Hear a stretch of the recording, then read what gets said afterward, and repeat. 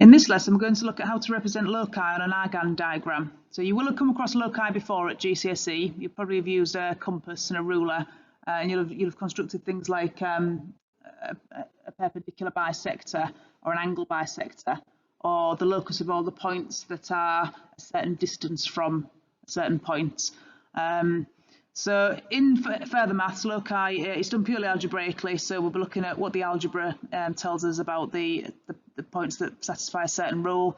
We won't be using compasses and such, but you are welcome to use a compass if that helps. The word loci actually comes from the Latin locus, which means place. So it's basically the place or position of all the points that satisfy a certain rule. So first of all, we're going to consider the locus of all the points that satisfy the equation mod z equals 2. Remember that the modulus of z means the distance from the origin. So we want to plot all of the points that have got a distance of 2 away from the origin. So one particular point will be there, 2 on the real axis, it's just 2 across. But there are other points that are also a distance of 2 away from the origin. So if we wanted to think about sketching 7 more points, I'm just going to give you a second to pause there so you can think about where some other points that are a distance of 2 from the origin would be. Okay, so you may have plotted some points, for example 2i, 2 straight up from the origin. You make it to -2 on the real axis. They go down to -2. But you can also go off an angle that's not 90 degrees. You could go off there, for example, that's 2 away. You can go up there. There. And if you kept plotting these, eventually you'd end up with a circle. So the circle would have its centre at the origin and its radius would be 2. Every point on that circle has got a modulus of 2 because its distance away from the origin is 2. So that is the locus of all the points that satisfy that equation there. Okay. Now sometimes we would use an inequality. So rather than just saying modulus of z equals 2, which would just be the line itself, we might say the modulus of z is less than or equal to 2. So that would be all the places that have got a modulus of 2 or less, in which case we would shade the inside of the circle. If it was greater than or equal to 2, we'd just shade all the points on the outside of the circle. So a slightly more general version of the locus that represents a modulus equals and then a number is if you've got the locus of all the points that satisfy modulus of z minus a equals r. Now r will just be a real number, that'll be the radius of the circle. A will be a complex number, so a may well be a number in brackets so that you can see where that's going to be. That's going to be the centre of the circle. So we'll look at an example. So we're going to sketch the locus of all the points satisfying modulus of z minus 2 plus 3i equals 7. Now we've got to be careful. It's quite obvious when you look at that 7 is going to be the radius of the circle, but you might be tempted to think the centre was going to be at minus 2 plus 3i. Now you've got to be careful, you need to put some brackets in because it's z minus at the centre. We need to put some brackets so that we've then got the centre written like that. So we can put some brackets around, it becomes modulus of z minus, and then in brackets we've got 2, and it's minus 3i. So that when you multiply that back out again, you would end up with minus 2 plus 3i, like the question says. So you always put brackets in there, and the sign of both of the numbers changes because you've pulled a minus out to the front. That's really important so that you can see where the centre goes. So the centre is going to be at 2 minus 3i, and the radius of that circle is going to be 7. So we're going to sketch that on an Argand diagram. Try to make the proportions roughly right. So when you put the centre on, make sure it looks as though you've gone across 2 and down 3. So in other words, you've gone across a small amount and you've gone down a slightly bigger amount. That is just so that your circle ends up nice and rounded in the right place. So there's the Argand diagram. So that is the circle there. We've got 2 across, 3 down. That's where the centre is. Put a little cross. It's always a good idea to label the centre, just 2 minus 3i, so that it's obvious. And then because the radius 7, that's bigger than 2 and bigger than 3, that circle is going to cross both of the axes. If we had got a very small radius like 1, it wouldn't cross either. It'd be a much smaller circle, it wouldn't cross either of the axes. And if we'd got, say, a radius of 3, for example, 3 is bigger than 2, so the circle would cross the imaginary axis. But because 3 is the actual number for the distance to the real axis, the circle would actually touch the real axis if the radius was 3. So do pay close attention to the size of the radius in comparison to where the centre is. So the next rule we need to be able to use is the one that involves argument of z equals and then an angle. So this is obviously in radians because I'm using pi there. So we're going to look at the radius, the locus of all the points that satisfy the equation arg z equals pi by 6. If you remember, pi by 6 is the equivalent of 30 degrees in radians. So if we were to draw an Argand diagram there, if we imagine a point that's got an argument of pi by 6, that would basically be pi by 6 radians off from the origin there. We could put another point with a different modulus further out, but still the same argument. Another point again. All of those points have got an argument of pi by 6. And you can see that they all form a line that starts at the origin and goes outwards. Now we call this a half line. It's a half line because it only goes off in one direction. Notice it doesn't go in the other direction, so that will be a different angle. Just a reminder that angles always go anti-clockwise, starting from the positive real axis. So that's why we've got pi by 6 there as our angle. Okay, so we've got a half line. So again, there's a slightly more general version of that rule. We've got arg z minus a equals theta. That would mean a half line, an angle of theta, but starting at a point A rather than the origin. So the previous example, A was 0 because we're starting at the origin, but here A can be any point on the complex plane. So here's an example of a question. Sketch the locus of all the points that satisfy arg z plus 2 minus 3i equals 60. Need to be careful. The point is not going to be 2 minus 3i because we need to factorise. We need to have z minus and then point A. So if we factorise that here, we're actually going to get arg z minus and then bracket minus 2 plus 3i. That's so that when you multiply it out, you end up with the z plus 2 and the minus 3i as in the question. The angle is going to be 60 degrees. No, so this is in degrees. You could either get a question in degrees or radians. Just make sure that you're careful you're using the right one. So we're going to sketch that. If we find the point minus 2 minus plus 3i, which is there, try to keep the proportions right, so make sure you go up slightly further than you go across. And then, if you want to treat the 60-degree angle, it's sometimes easier just to put a little dotted line across. And then the angle's going to go off there, 60 degrees. It's a good idea to label it as well, just so that if you have to do any further calculations, it's easy to see the angle there. So the next example we're going to do is one where we've still got an argument here. We've got arg z plus 4 plus 2i. This time we want the argument to be greater than or equal to 60 degrees and less than or equal to 80 degrees. So it's going to be a region shaded between those two arguments. We're going to draw two half lines there and then shade the region between the two. So we always need to start off by factorising that thing in the bracket to find out where the starting point is going to be. Remember that it always has to be z minus something. So if we rewrite that, we end up with arg z minus, and then in brackets, minus 4 minus 2i, so that when that multiplies out, the minuses all become plus. Okay, so the starting point for this half line is going to be at minus 4 minus 2i. But we're going to draw two half lines, one going off at an angle of 60 degrees, one going at an angle of 80 degrees. So there is the point, minus 4 minus 2i. Again, remember that you're going from the horizontal, so starting this cross, draw a line across horizontally. 60 degrees, it's going to be there. 80 degrees is going to be a little bit further round. And the locus is all of the regions between those 2 points. So you're just going to need to shade that in. So shade that section there, okay? You'd probably label the angle on as well, so you'd probably label 60 degrees and 80 degrees. Although it can get a little bit messy if you've got a lot of things on a diagram. So this next rule, it helps if we consider the points as coordinates on a plane. So if we think about two complex numbers, z1 and z2, and give them coordinates, the first one would have coordinates x1, y1. That would actually be the complex number x1 plus y1i. And and then for Z2, it's got coordinates x2, y2. So that would be the complex number x2 plus y2i. So if we wanted to find the distance between those two, call that distance d, we could use Pythagoras' theorem. The height of that triangle would be y2 minus y1 is the difference between the y coordinates, and the width of that triangle would be x2 minus x1, so the difference in the x coordinates.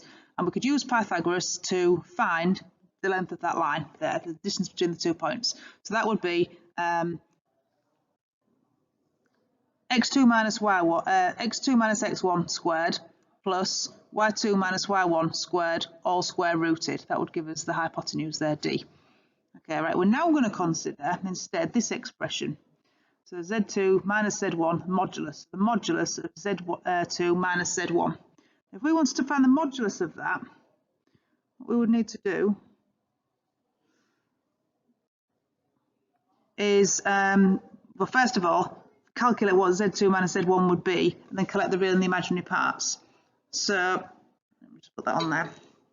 This would be x2 plus y2i, that's z2, minus z1 is x1 minus y1i, modulus of that. Okay, and what we've done here is we've collected the real parts and the imaginary parts together, so we've ended up with x2 minus x1 in brackets, and then plus, and then I, y2 minus y1.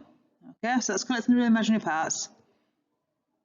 Now, because we know the definition of mod z, so if you want to find the modulus of any complex number, it will be the modulus of x plus iy. Basically, you square the real part, and then you square the imaginary part, add them together, and square root it.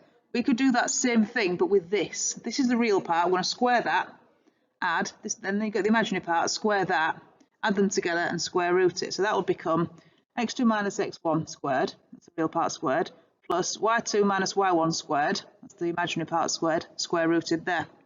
So as you can see, those two expressions are the same thing. What we can conclude from that is that d, the distance between those two complex numbers, is actually the same thing as z2 minus z1, and then the modulus of that answer. So if we ever see z2 minus z1, modulus of it, in a question, we can know that that means the distance between the two complex numbers. So in GCSE maths, we'll have looked at the idea of a perpendicular bisector. Now that was any point that was the same distance, equidistant from two other points. Okay, so if you had 2 points, any point that was the same distance from both would lie along a line that was called the perpendicular bisector. Now you will have done this using compasses and a ruler at the time. We're going to do this algebraically. If you had 2 points there, Z1 and Z2, and you wanted to find the perpendicular bisector, the easiest way to do it is to draw a line, just a faint line, between the two. And then the perpendicular bisector is a line that is at right angles to that line there, so it's perpendicular, and it has to go right through the centre. That's what the word bisect means. It means it cuts it exactly in half. So that perpendicular bisector, the easiest way to draw it on a diagram, as I said, is to draw a line between the two complex numbers and then draw a perpendicular line going through the middle of those two. Now anywhere on that line, any point Z on that line, you can see there Z is a general point, any point at all on that line, you will always be the same distance away from Z1 as you are from Z2. Okay, that is the definition of what that line is. So you can see those two red lines that just appeared there, they are the same length as each other because Z is the same distance away from each of those 2 points. So, given that on the previous slide we saw that the modulus of Z, well, of any Z take away another Z, just meant distance, then we can conclude that this means the distance from between Z and Z1, and that this means the distance between Z and Z2. So hence, if you're any point on that line, then this will be true. The distance between the particular point you're at and Z1 will be the same as the distance between the point you're at and Z2. So that is, if you see an equation that looks like that, it's basically a perpendicular bisector between the 2 points Z1 and Z2.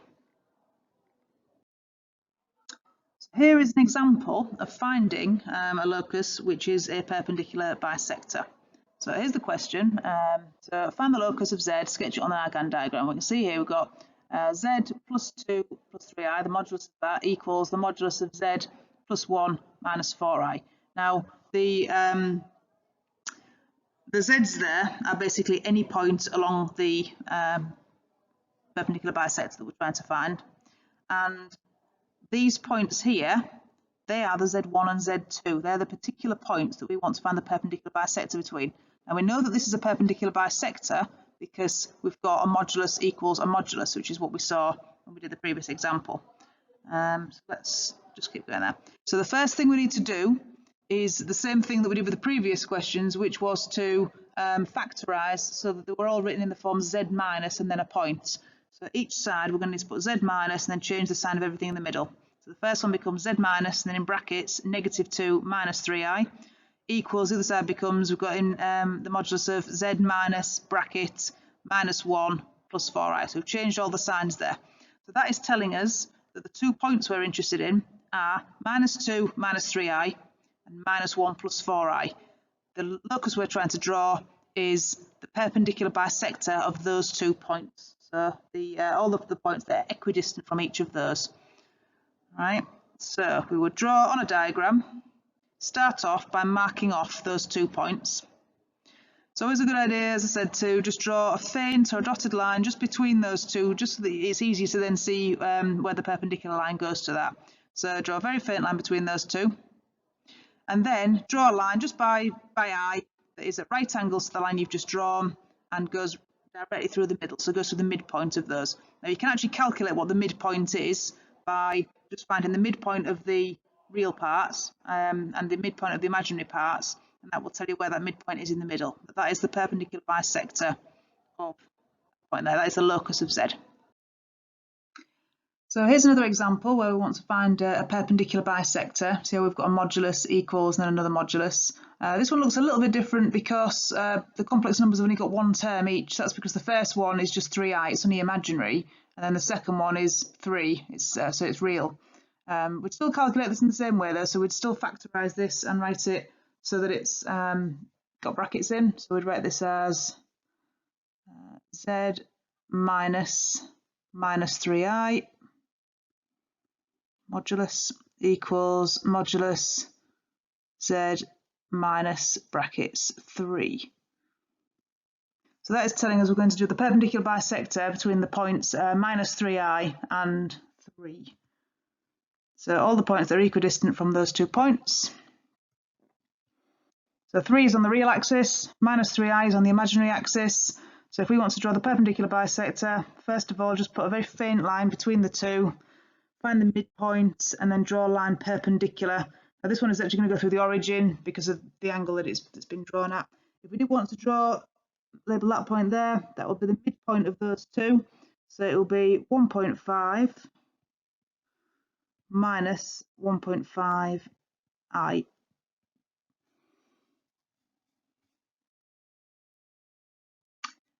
In this example, we're going to look at what happens when you've got a perpendicular bisector, but instead of having an equal sign in the middle, what if you've got an inequality in the middle? So we're going to start off in the same way as we normally would. We're going to sketch the locus of all the points of the inequality modulus of z minus 3 plus 2i is less than the modulus of z plus 2 minus I.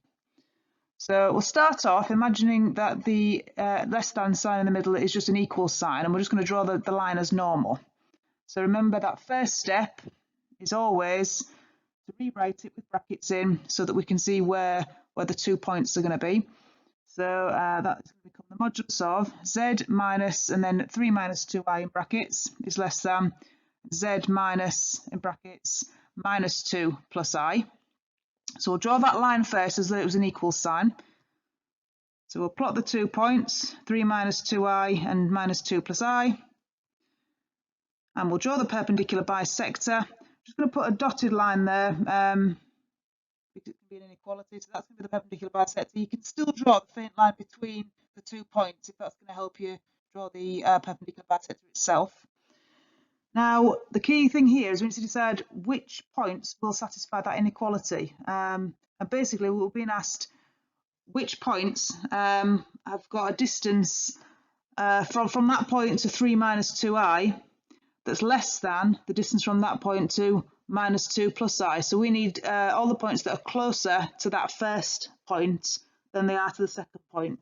So we're going to shade the side that contains the 3 minus 2i. So you always shade the side on the less than side of the inequality because you want to be closer to that point and further away from the other points.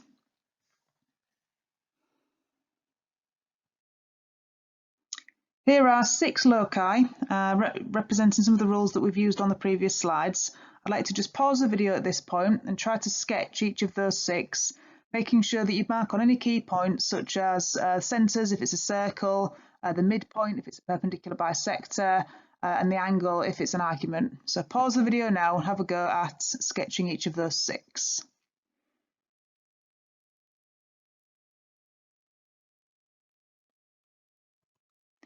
So here are the 6 answers. They're not in the correct order at this point. So again, just pause the video again and check that your 6 answers look like those 6, but in a different order. If they're not, have a go at correcting them. Okay, and this is the order that they go in. So they are the 6. So the first one is a circle, a centre at the origin. Radius has got to be 3, but we're shading the outside of the circle, because it's all of the points that have got a distance further away than 3 from the origin. The second one is a half line starting at the origin with an angle of 30 degrees. The next one is a half line again, this time starting at the point 3 on the real axis, and the angle is minus 120, which is why we've gone round clockwise, 120. The fourth one is a circle. The centre is at minus 2 on the real axis, and the radius is also 2. So for that reason, it touches the origin because it's a distance away. The centre is a distance of 2 from the origin. The fifth one is the argument. All points have got an argument between 0 and 90 degrees. So basically, it's everything in that top right quadrant of the graph. And finally, the last one, the centre of that circle is at positive 3i. The radius is 4, which means that it crosses the real axis because the radius is bigger than the distance from the origin. And we've shaded the inside because it's a less than or equal to inequality. Now that you've had a bit of practice, here are 3 slightly more complicated loci to sketch. I'd like to sketch all 3 of these on the same diagram, so all on the same axes. And then I'd like to shade the region that satisfies all 3 of them, so that's in the overlap of the 3 inequalities that's shown there. So pause the video, have a go at sketching those and working out which part satisfies all 3, and then unpause to have a look, see if the answer's correct.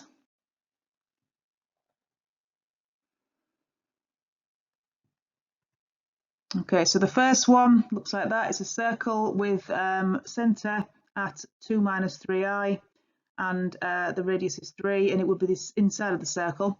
We're doing these separately to start with, then we'll put them together. The second one, it's a half line starting at the point minus 1 plus I, and the 2 angles are 0 degrees, that's the horizontal one, and minus 45 degrees, and we've shaded the angle that's traced out between those 2. And the third one is a circle with a centre at 3i, radius of 6, and then we've shaded the inside. Now if we were to put all 3 of those together on a single Argand diagram and just sketch the part that satisfies all 3, it's going to look like this. So the region satisfying all 3 is just that very small shaded area in the middle there. So this final example is more in the style of an exam question. It starts off by asking us to sketch a locus on an Argand diagram, then it asks us to find a particular point, and for that we need to do some calculations using some trigonometry. So the first thing, we're asked to sketch on the Argand diagram the region that satisfies the modulus of z minus 3 minus 4i equals 2. Just pause for a second, sketch that onto your Argand diagram, then unpause when you're ready. Okay, so hopefully you've drawn that. You should have found that that is a circle with a centre at 3 plus 4i. Remember to factorise to find the centre. Now, because the radius is 2, it's not going to cross either of the axes because the centre is 3 across and 4 up from the origin, so the radius is not big enough for the circle to reach either of the axes. It is important that you get the proportions right when you draw diagrams like this. So the next thing it asks us to draw is the locus of the points where arg z minus 1 equals theta. So theta, they've not told us what angle to draw there, but they have said that it will be a half line forming a tangent with the circle. So remember that a tangent just skims the circle once, it just touches it, it doesn't go all the way through. Now the arc z minus 1, that is telling us that the half line has to start at the point 1. So the half line is going to be starting at 1 on the real axis. And then we've got to draw any lines that can be a tangent to the circle from that point 1. So there's actually 2 possible places that line could go. One is there, there's a tangent. The other one is there. So this is actually going to use a circle theorem that you may have come across at GCSE. Eventually we're going to be looking at how if you've got a point, it's not on a circle, and you draw 2 tangents to the circle, one on each side, those tangents have to be the same length and it ends up being a symmetrical diagram. Right, the question is asking us to find theta such that modulus of z minus 3 minus 4i equals 2, which is the circle, intersects arg z minus 1 equals theta, so that's the 2 tangents. It wants to find those 2 points of intersection. So we are trying to find that point there and that point there.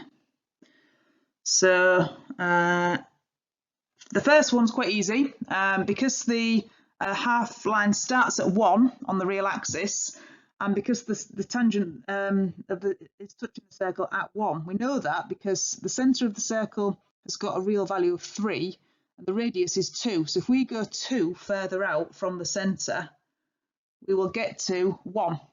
So that first tangent is a vertical line, it's going straight up, which means that the angle must be 90 degrees. The other one's a little bit harder to find. We're going to have to use some trigonometry and some angle facts to find that one. So in order to do that, when you've got this kind of diagram, it's often a good idea to just start drawing in the radius of the circle.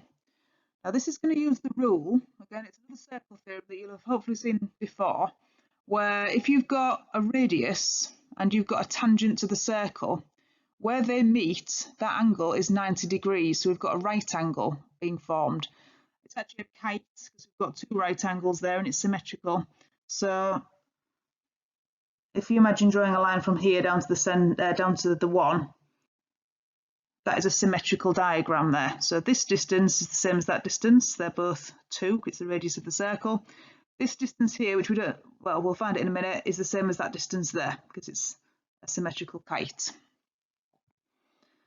So just draw that line in. Don't be afraid to redraw the diagram. If you find that your diagram's getting too cluttered, just draw a slightly bigger version and just label on the parts that you need. So we know first of all that the top triangle has got a height of 4 and a width of 2. You can do that just by the fact that it's a vertical line, and in order to get to the centre of the circle you need to go up 4 and then across another 2 to get to that 3 plus 4i. So we know that that's 4 and that's 2 just from counting from here. For that reason we also know then that this is 2 and that is 4 because of this kite shape being a symmetrical diagram. So before we can find the angle theta which we want this angle here, which is the angle from the real axis going round anti-clockwise. We're going to find this angle first. So this, we're going to label it alpha. We can use trigonometry to find that. We've got the opposite, which is 2, the adjacent, which is 4. So we're going to use tan alpha to find that angle. Tan alpha is going to be opposite over adjacent, 2 over 4. So alpha will just be the inverse tan of 2 over 4. Put that into your calculator. Make sure that you're in the correct mode. If you're working in degrees, make sure you're in degrees mode. So 26.57 to 2 decimal places.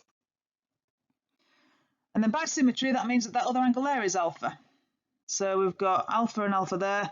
And we know that the full angle, so alpha, alpha and theta together, they're adding up to 90 degrees. So if we take 2 alpha away from 90 degrees, the angle we'll be left with is the theta that we want there. So that is 36.9 degrees. We're almost there now. Remember that we were trying to find the point here. We were trying to find where that second tangent touched the circle. Now that we know that theta is 36.9 degrees, well, let's have a look. So by inspection, P we can find already, just by inspection, just by looking, you can see we've got 1 across, 4 up, gets us to that point P. That was an easy one. So point P must be 1 plus 4i. Q was slightly harder. We're going to use trigonometry. Now, trigonometry, remember, we know this line here is 4. We know that because it's symmetrical with this line. This is another right angle triangle because there's a right angle there. So we've got a right angle triangle, hypotenuse is 4. We've already found the angle, 36.9, we did that earlier. You can always redraw this triangle. If your diagram's getting too cluttered, you just draw a separate diagram there. So first of all, we're going to try and find the opposite. So we'll be using opposite over hypotenuse. We'll be using sine for that. And then we'll find the adjacent at the bottom, which will be adjacent over hypotenuse. So using some tan for sine and cos for that, using trigonometry, we'll find that the adjacent side is 3.2, the opposite side is 2.4. Now we're almost done. We just need to remember that 3.2 starts at 1, so it starts from here and goes along. So actually, by the time you get to this point, you'll actually be at 4.2. It's from the origin, it's 1, and then another 3.2. So that point Q is 4.2 in the real direction, 2.4 in the imaginary direction. So that is going to lead us to Q equals 4.2 plus 2.4i. So that is a little bit more complicated than the examples we've done so far, but this is more the style that we'll be working towards for exam questions in the future.